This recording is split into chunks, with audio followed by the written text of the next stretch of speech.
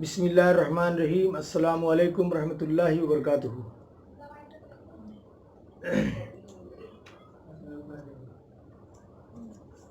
ایک حدیث مسجد کے تعلق سے آپ کے سامنے میں پیش کر رہا ہوں۔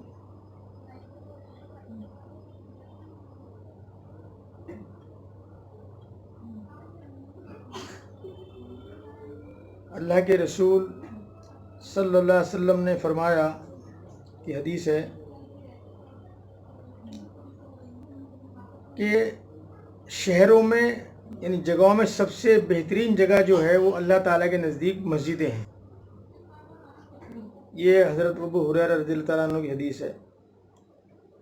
اور سب سے بری جگہ اللہ تعالیٰ کے نزدیک بازار ہے، یعنی اللہ تعالیٰ کے نزدیک سب سے بہترین جگہ جو ہے وہ مسجدیں ہیں، اور سب سے جو خراب جگہ ہیں وہ بازار ہیں۔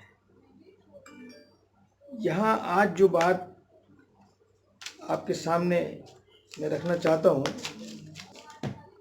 وہ ایک مضمون کے تعلق سے ہے جو ہمارے ایک عزیز کلیم حفیظ صاحب جو دہلی میں رہتے ہیں، ان کا ایک مضمون چھپا تھا راشیہ سہارا میں 2019 میں۔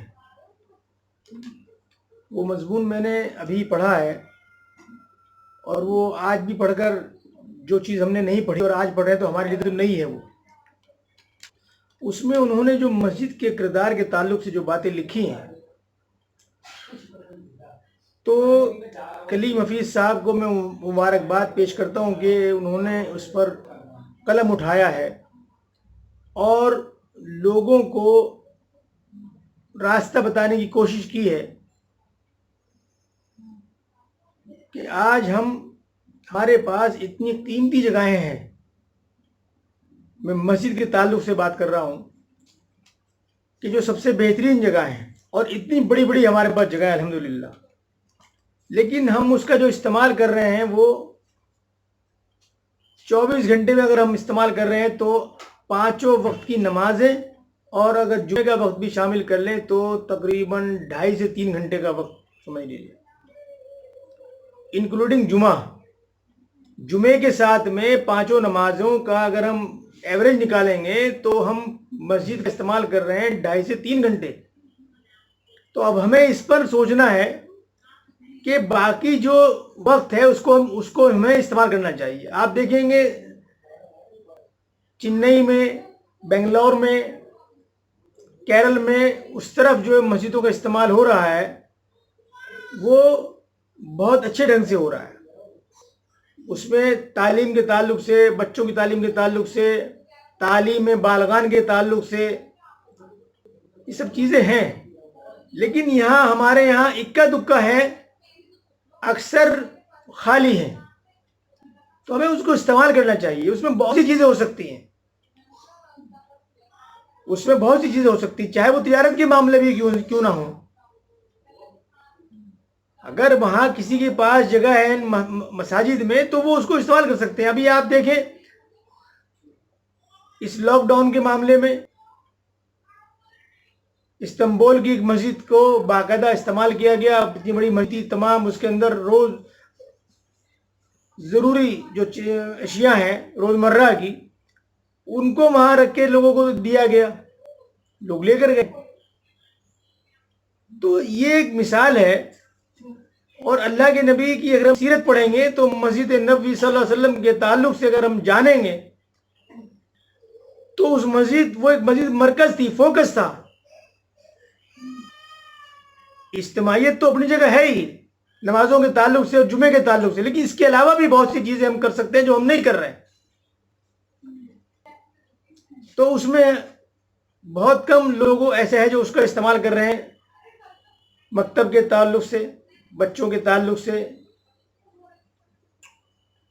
تو آج ضرورت اس بات کی ہے کہ ہم جو ہماری مسجدیں ہیں ان کو مرکز بنائیں، لوگوں کی نظر میں مرکز آئیں،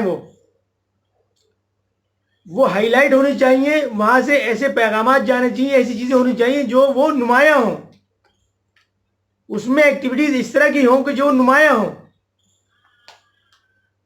अगर आप बाहर के हिसाब से देखेंगे, हिंदुस्तान से बाहर के, ख़ास तौर से यूरोप की अगर मैं बात करूं, तो वो संडे को लोगों को बुलाते हैं, इनवाइट करते हैं अपनी मस्जिदों में गैर मुस्लिमों को, आप आइए हमारे यहाँ देखिए। तो वो जब आते हैं मस्जिद में अंदर आते हैं, देखते हैं, उनको वो कुछ उनके इंग्लिश की किताबें उन्होंने मुहैया उनको रखी हुई हैं, उनको वो देते हैं, कुरान शरीफ देते हैं, उनका वेलकम करते हैं, उनको बताते हैं इस्लाम के बारे में, या को अगर टाइम हो रहा है नमाज का तो उस वक्त नमाज पढ़ी जाती है, वो देखते हैं। ये सारी चीज़ें यूट्यूब पे मौजूद हैं। तो हमको भी पहल करनी चाहिए, और हमारे यहाँ बहुत सी चीज़ें हो सकती हैं इसके ताल्लुक से, कि जो हम मस्जिद के ताल्लुक से कर सकते हैं और लोगों को बता सकते हैं, लोगों को आगाह कर सकते हैं। तो ये जो मजमून छपा है 1 साल पहले कलीम हफीज साहब का, इसमें उन्होंने बहुत मशवरे दिए हैं। आपको अगर वो मजमून दरकार हो तो वो मजमून भी मैं आपको शेयर कर सकता हूँ। आप मुझे मेरे इस नंबर पर व्हाट्सएप पर आप मुझे अगर भेजेंगे तो मैं आपको वो मजमून आपको भेज सकता हूँ पढ़ने के लिए।